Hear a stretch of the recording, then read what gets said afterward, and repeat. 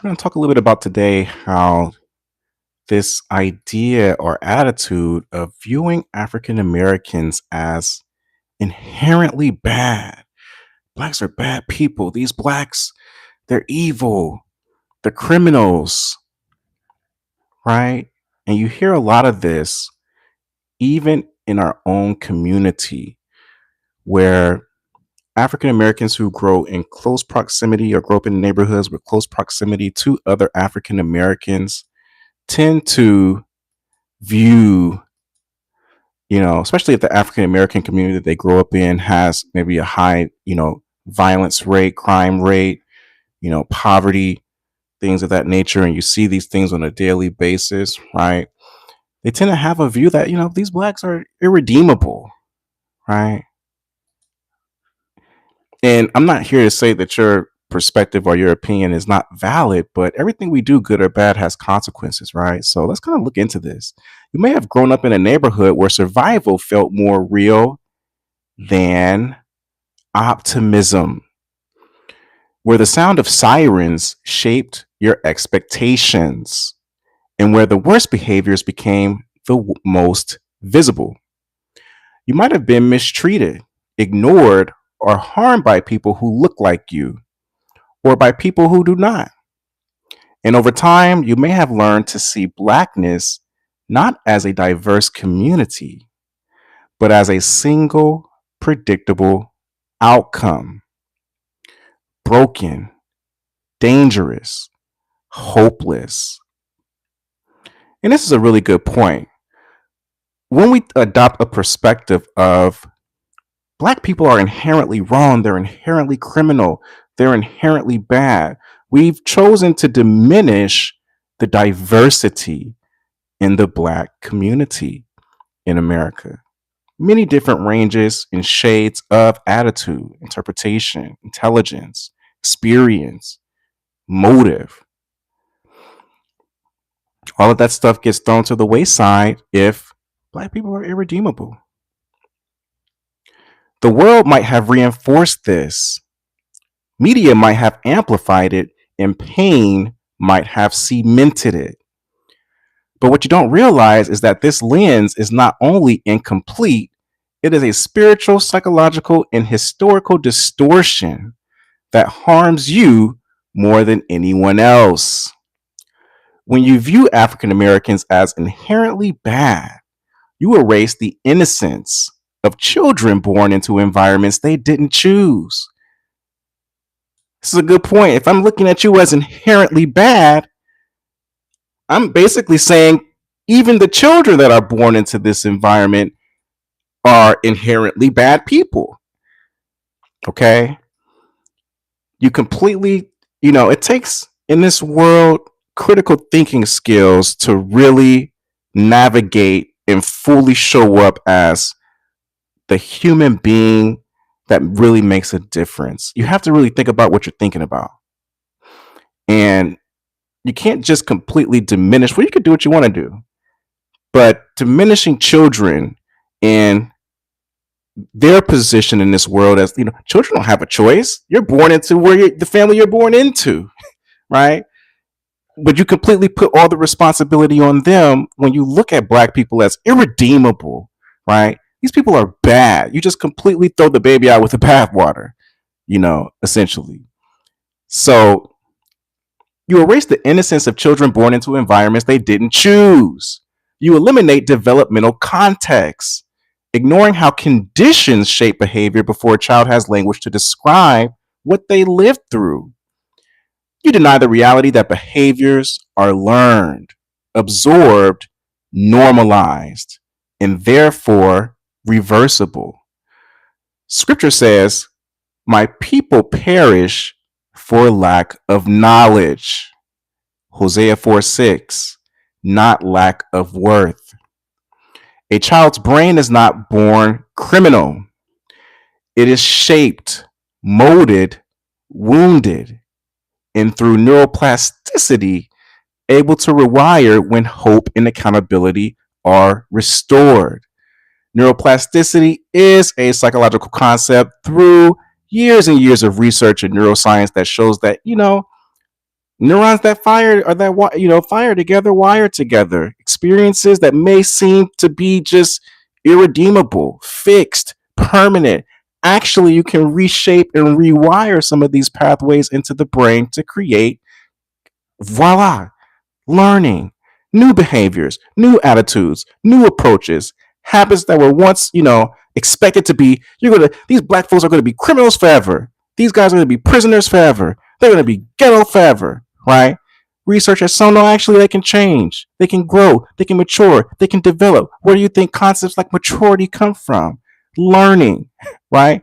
If we were irredeemable, what would be the benefit of having concepts like learning, right? What will be the benefit of education? Why even have schools if you're dealing with the people who are irredeemable, right? Colleges are not making billions and billions of dollars because they're working with a human species that can't grow, right? So you may not realize this, but hopelessness is a quiet form of bondage. When you assume nothing can change, you subconsciously reject all evidence that change is happening. You overlook the millions in African of you overlook the millions of African Americans who are thriving, leading, building, raising families, ministering, innovating, and pushing for unity. You forget that 83% of African Americans are not involved in crime. 83%. And that less than 1% of the black population commits violent offenses annually. Less than 1%. You also forget that trauma, not genetics, predicts crime. When you attribute brokenness to identity instead of to the environment, you violate both psychology and scripture. God never labels an entire people as beyond redemption. And yet, many people, black and non black, have unintentionally embraced a worldview rooted in fear, disappointment, and painful experiences. Thank you for all my new viewers, everybody that supports this channel, all the new subscribers, all the likes. I will be doing videos and lives where I'm interacting and I'm engaging more with the audience. I will be kind of tapping back into long form videos where a lot of these, I know a lot of you guys are like, why is he going live? Is he just going to read at us? I'm going to get back into long form videos where you guys can just kind of click on it and I can use the lives to really interact. I've just been trying to get a lot of this information out during my lives because I'm working from like 10 to like 7 at night. So I don't really have a lot of time to put content out. And I want to keep putting content out because I want this channel to be an active channel.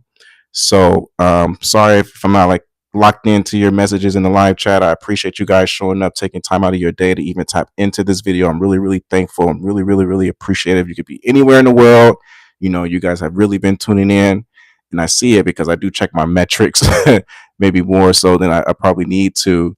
But I appreciate you guys. Thank you so much, Amanda. I appreciate you. What's up, Ronald Chamberson?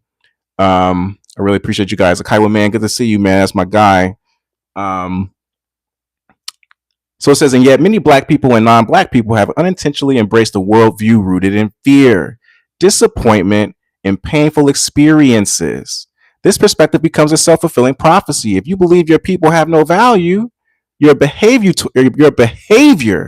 toward them will reflect that belief. When value is removed, empathy disappears. When empathy disappears, violence becomes easier. So really, a lot of times people who grow up in crime-ridden environments and they're the moral superiority, they're the moral superior, right? I'm better than these black folks. I ain't like these niggas. Yeah, I'm black, but I ain't like that black folk.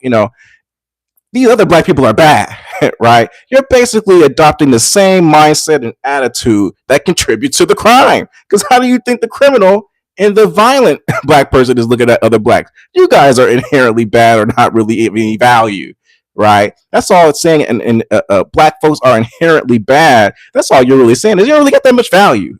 You don't really got much value. So I'm gonna rob your ass, right? I'm gonna kill you. I'm gonna get rid of you, right? You're basically adopting the same mindset that's contributing to the problem you're trying to morally rise above, right? You got to really think about these things, right? So And when violence becomes easier, the enemy succeeds in dividing a community that God intended to stand together. The same lie that fuels racism externally also fuels internalized destruction. The idea that blackness is inherently wrong. But scripture teaches that nothing is impossible with God. Luke 1:37. And that includes the restoration of a wounded people. All right. So let's kind of look into some system shocking consequences of viewing African Americans as inherently bad. Everything we do, good or bad, comes with consequences. What sort of are we, pushing that we may not even realize it, adopting this attitude, right? One, it erases childhood innocence and developmental reality. When you view African Americans as inherently bad, you strip children of the innocence God gave them. You ignore the formative years when a child is shaped by their caregivers, environment, resources, and exposure. This mindset pretends that infants come into the world broken, when in truth, they enter as a blank slate, absorbing what they are taught and shown. Psychology repeatedly shows that children model behavior, not DNA coded morality. The consequence is devastating. Once you assume a child is born wrong, you justify mistreatment, lower expectations, harsher discipline, and reduced compassion. You dehumanize them before they ever have a chance to grow. A lot of times with people with this, blacks are so inherently bad. They're so inherently wrong. You hear on a podcast when people are talking about black issues and black struggles, these blacks are irredeemable. Nothing irredeemable. Nothing can change them. Nothing, a lot of times the moral superior is just the person that just has these observations, you know, really high entitlement, low responsibility. They're not making changes. They're not going out into the community fighting or making a difference or contributing to any causes that can help alleviate the issue, right? They're just there to observe and just kind of spit fire out, right? It encourages self hate and internalized oppression. When you adopt the belief that your own people are inherently flawed, you internalize that judgment yourself. You begin to distrust your identity, your community, your potential, and your value, right? If I'm a black person and I think black people are inherently bad, then that means that I don't have the same amount levels of potential as they do. They don't have potential. If I don't see their potential, I don't see my potential. And that's why a lot of times with people who think other people, you ain't got to be black, right? Maybe you're the white person and you think white people are inherently bad. Oh, these white people are so bad. They enslaved these blacks. White people are so bad, right? Maybe you're that white person, right? But what you've done, you completely diminished their potential and you've diminished yours, right? You've diminished your potential to be a change maker, to be an agent, and maybe improving the white community, maybe educating them, right? So this creates a spiritual fracture where the image of God in you is overshadowed by the narrative given to you by trauma or society. The result is a generation that doubts its own worth, policing itself not for righteousness, but for proximity to whiteness or distance from perceived pathology, right? It reduces accountability instead of increasing it. You might think labeling a community as bad forces accountability, but it actually destroys it. If people believe they are naturally broken, they stop believing they can change. Why fight addiction, anger, poverty, or violence if you believe it's just who you are? Accountability becomes meaningless without hope. True accountability only thrives when people believe transformation is possible. Without that belief, resignation replaces responsibility, right? The human brain is literally designed to change. Neuroplasticity shows that new behaviors, new thoughts, and new habits can be rewired through repetition, accountability, and healthy relationships. When you assume African Americans are inherently bad, you contradict one of the most proven scientific facts about human transformation. This worldview rejects growth and limits the community to whatever pain shaped them, ignoring the God given ability to become new creations. When people believe their community is worthless, they treat each other accordingly. Violence becomes easier because empathy is reduced. In sociology, this is called devaluation. It's a devaluation theory that the less value you place on a person, the easier they are to harm. This mindset becomes a breeding ground for aggression, retaliation, and neighborhood decline, reinforcing exactly the conditions that created the despair in the first place. So here you are with your moral superiority thinking like, yeah, blacks are inherently bad. So that makes me better than them. That's the answer to the problem. When in reality, unbeknownst to you, you're a part of the factor that contributed to the problem, right? So over 30% of black households are middle or upper income. Millions hold degrees, run businesses, serve in the military, lead ministries, teach, build, mentor, and sacrifice for their families. When you label the whole community as inherently bad, you erase all of these people, people who contradict the stereotype every day. You silence black excellence, overlook progress, and dishonor the sacrifices of civil rights leaders, community organizers, and pioneers. Your mind naturally overemphasizes the most visible or extreme examples. If you grew up in a violent area, your brain generalizes that experience as the standard. If you were mistreated by a black person, your pain makes the memory louder. But generalization is not truth. It is trauma wearing the mask of wisdom. And when trauma becomes your lens, you misinterpret the entire community. Whenever you believe black people are inherently bad, you unintentionally strengthen the very systems that sought to degrade us. Historically, from Jim Crow, redlining, mass incarceration, and discriminatory policing, all relied on one assumption: black inferiority. When you adopt the same logic, you do the enemy's work for him, both spiritually and socially. Society punishes those it believes are dangerous by nature. If African Americans are perceived as inherently criminal, policymakers justify harsher laws. Schools justify stricter discipline. And authorities justify violent policing. This perspective becomes a self fulfilling prophecy. Not because black people are inherently bad, but because the system treats them as if they are. Fear creates distance. Suspicion fractures relationships. When you view your own people as unpredictable or dangerous, by default, you withdraw from community resources, avoid connection, and then you isolate yourself. This disconnect kills neighborhood cohesion, which research shows is a major factor in reducing crime and increasing economic opportunity. Seeing your community as inherently dangerous forces your nervous system to stay in fight or flight. You become overly alert, overly defensive, easily triggered, and emotionally drained. In this state, you are not living, you're surviving. And survival mode leads to anxiety, depression, irritability, and spiritual numbness.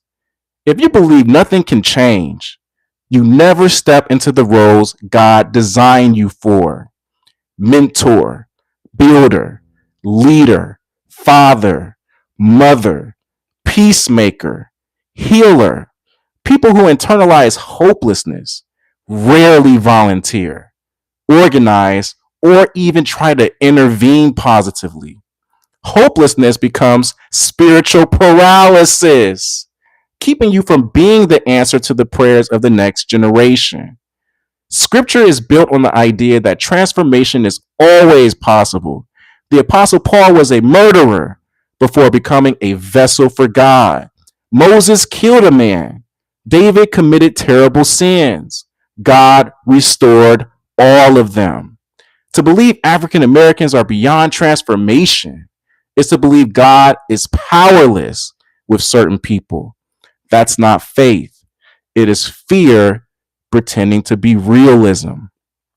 Poverty, violence, addiction, and instability do not appear out of thin air. They are the consequences of segregation, underfunded schools, discriminatory housing, generational trauma, and economic suppression.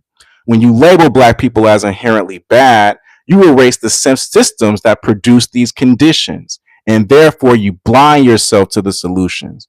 Last but not least, to declare a people inherently wrong is to disagree with God Himself. Genesis 1:27 says, "You are made in the image of God." Ephesians 2:10 says, "You are His workmanship." The enemy works overtime to convince the world otherwise. When you see your people as inherently bad, you internalize a lie that limits your identity, your empathy, your expansion, your spirit. You guys have a blessed day. I'm out.